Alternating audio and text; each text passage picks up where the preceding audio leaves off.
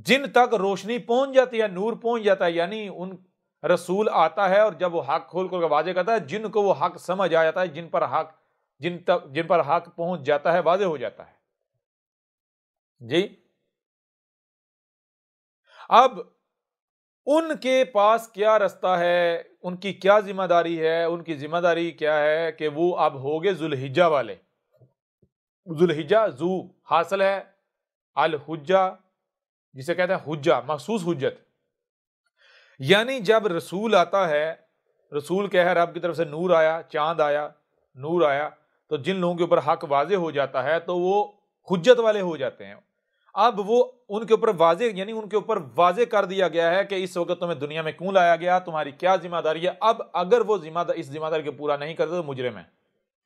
इनका तज़किया करना भी इनके कुछ काम नहीं आएगा। क्यों? क्योंकि तज़किया करके जन्नत में जाया जा सकता है ना। अब ये तज़किया वाले नहीं है, इनका टारगेट, इनका मकसद तज़किया नहीं। इन्होंने माजी में जिम्मेदारी पूरी नहीं की थी, जिस वजह से जमीन की हालत हुई। लिहाजा तुम्हारी जिम्मेदारी यह है कि इस्लाह करो, तुम्हारे पास यही एक रास्ता है, रब बनो। समझ आ रही है नहीं आ रही? उस वक्त तक तुम्हारा तज़किया तुम्हें कोई नफा नहीं देगा जब तक या तो तुम कुर्बानी नहीं दे लेते या फिर ईद उल अजहा नहीं आ जाती।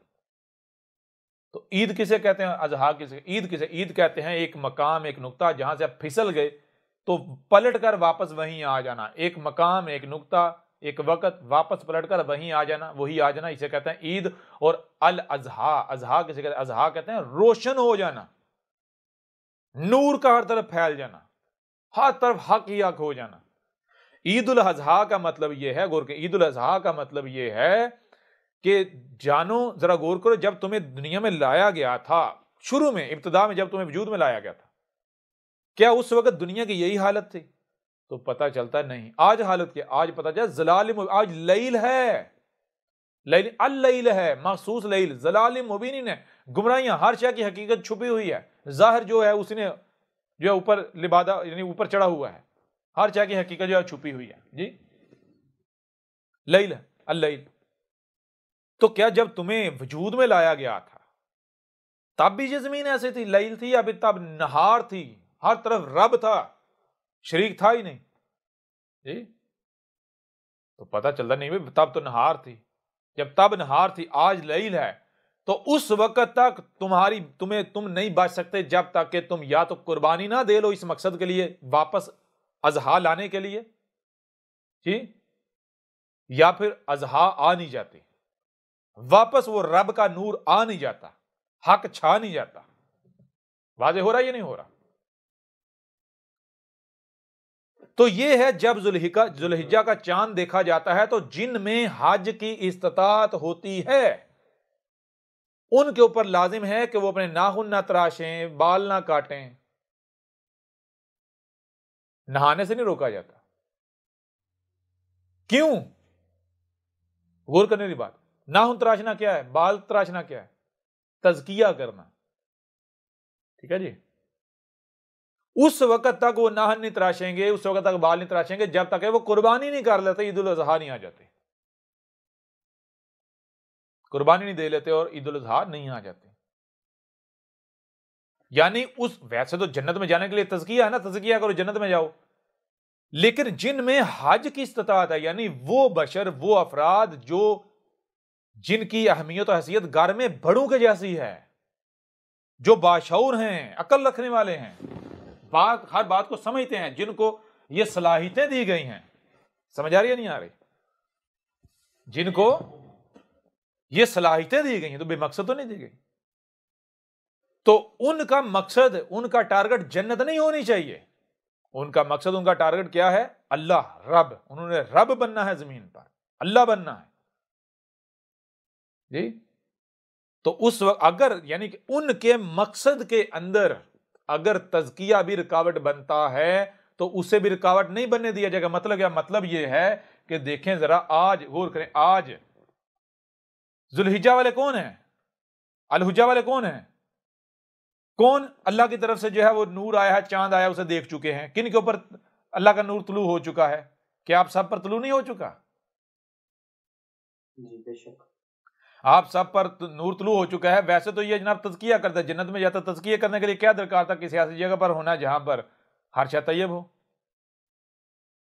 अब आपकी जो जिम्मेदारी है वो जिम्मेदारी क्या है, जो बार बार बताया जाता है कि भाई अगर आपने यहां से छोड़कर किसी इसी जगह पर जाना है जी, नेचर नेचर नेचर फितरत, तो मुझे ये बताएं आपको यहां क्यों वजूद में लाया गया, आपको वहीं वजूद में ले आया जाता और आपके ऊपर हक वादे किया, आप तज़किया करते, बात खत्म जी।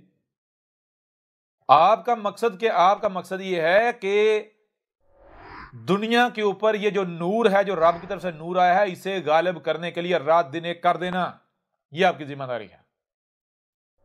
और ये जिम्मेदारी आप उस वक्त तक पूरी नहीं कर सकते जब तक कि आप रब नहीं बनते, क्योंकि रब फकीर नहीं है कि वो आपके सामने कहीं गैर के सामने हाथ फैलाए।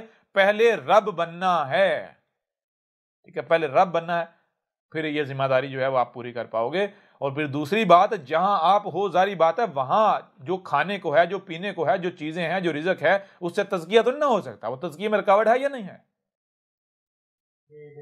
तज़किया में रुकावट है, इस मकसद में तो रुकावट नहीं ना बन सकता जी। लिहाजा उसे उसे भी इस मकसद में रुकावट नहीं बनने दिया जाएगा। समझ आ रही है नहीं आ रही? यानी जब आपके ऊपर सब वाजे कर दिया गया, तो फिर देखें गौर के, अगर आप बहालत मजबूरी में खबीस खाते हैं तो आपको क्या करना है, अब आपका इम्तिहान है, आपने सब्र करना है। आपको पता है खबीस अपना गुल खिलाएगा, खिलाएगा या नहीं खिलाएगा?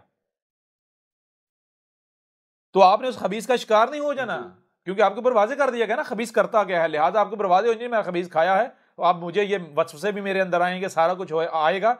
अब मैंने हिलना नहीं, मैंने डटे रहना है, मुकाबला करना है, जो मेरा मकसद है मैंने उसके ऊपर डटे रहना है, उसके ऊपर फोकस करना है।